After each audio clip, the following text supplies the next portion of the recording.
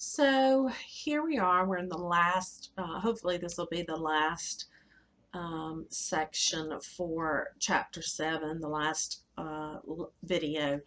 We're going to pick up with the trial itself, um, talking about the different pieces, what it's going to look like. Okay, I'm going to start out with opening statements. Brief version of the facts. It's the roadmap to the trial. This is what we are going to say, prove to you, the jury. We're going to talk about the evidence that we're going to introduce, and just a summary of the story that we are about to tell. Now, if you're the defendant's attorney, you have the right to reserve opening statement until after the plaintiff has presented their whole case. All right. So the plaintiff is going to first call witnesses, and they are going to ask them questions. That's direct exam. Okay, these are our witnesses. We're asking questions, and then when we get done with direct exam, then opposing side, the defense, can cross-examine this witness. It has to be relevant, meaning it has to be things that we discussed in direct exam. We can't bring up other things, or they can't bring up other things unless they go directly towards the credibility of that witness. Then it can be brought up.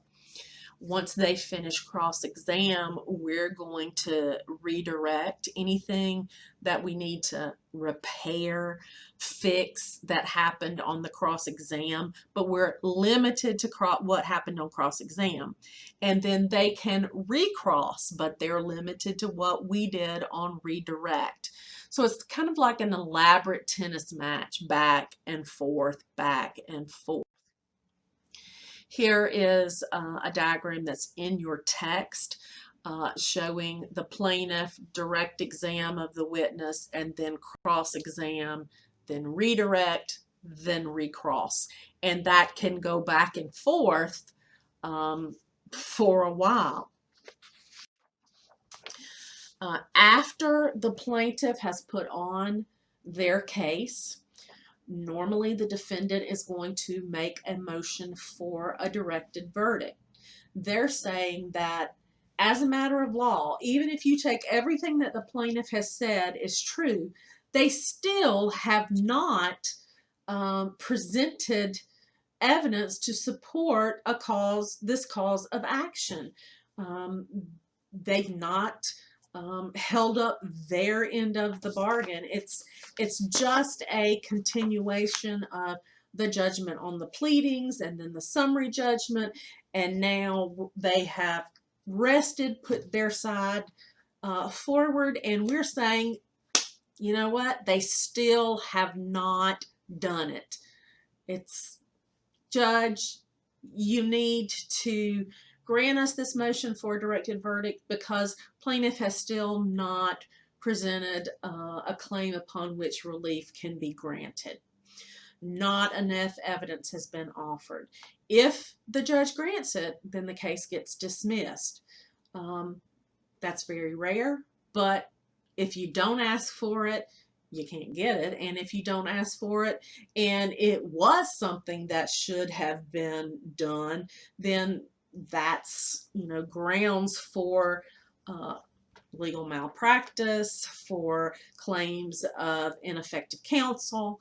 So you want to make that motion no matter what. Okay. Here's that motion as a matter of judgment. The plaintiffs completed their case. They still have not, proven their case. If that is denied, then the defendant will put on their case. They're going to present evidence demonstrating the weaknesses in the plaintiff's claims. calling witnesses, questioning them. Then we go back to that direct, then cross, then redirect, then recross. And we're trying to, if you're on the defendant's case, rebut the evidence that the plaintiff has presented. Once we have completed presenting our case, we'll rest and we will have closing arguments where the attorneys are going to summarize what they have presented throughout the trial and make a hopefully impassioned argument on behalf of their client, discussing the major points, emphasizing the other side's shortcomings, explaining their arguments. So that is the closing argument phase. Then we're going to go into jury instructions.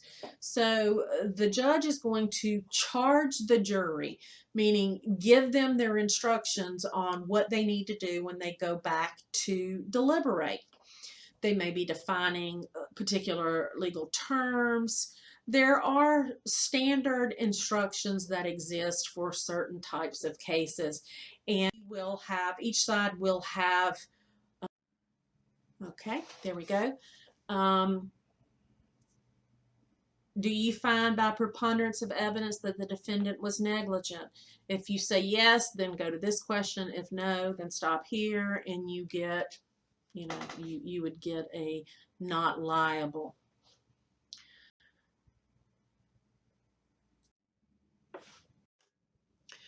Then we'd have the verdict.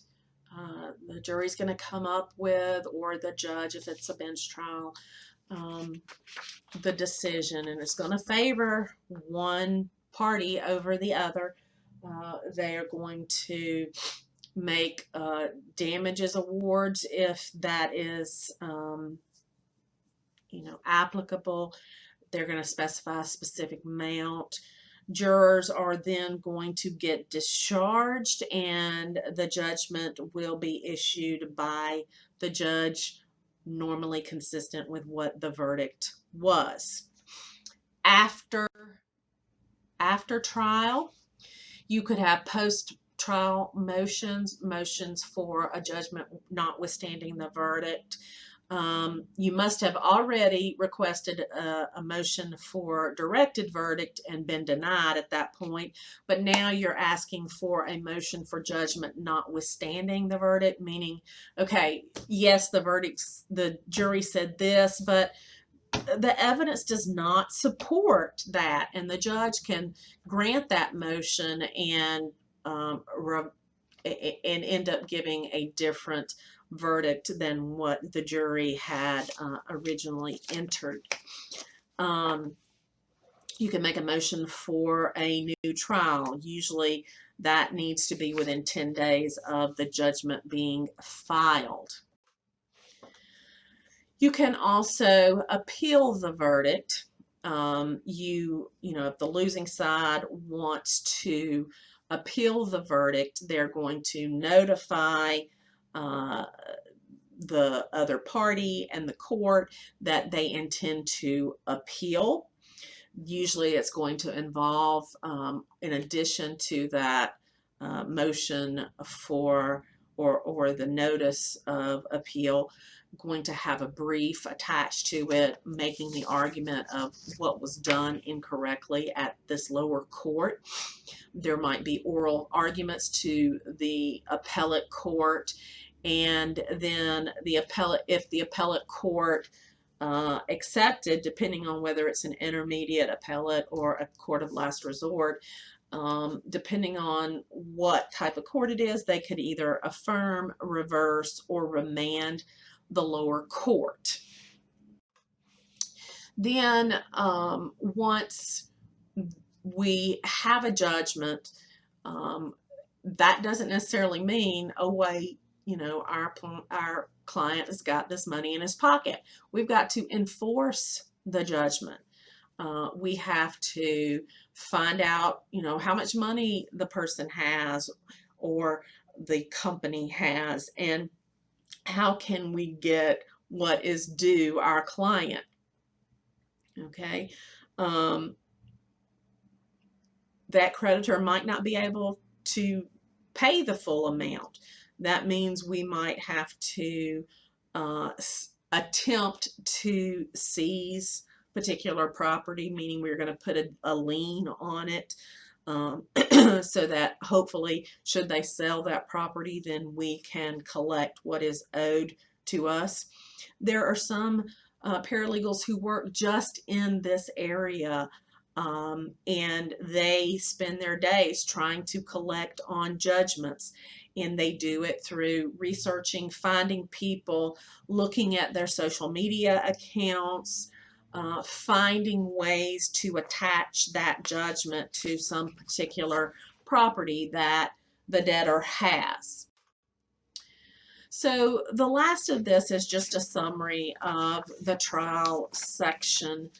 Um, if you guys have any questions, reach out to me, let me know. And as I said, this is a really dense chapter, and it's a lot to take in, analyze. So if you have questions, let me know.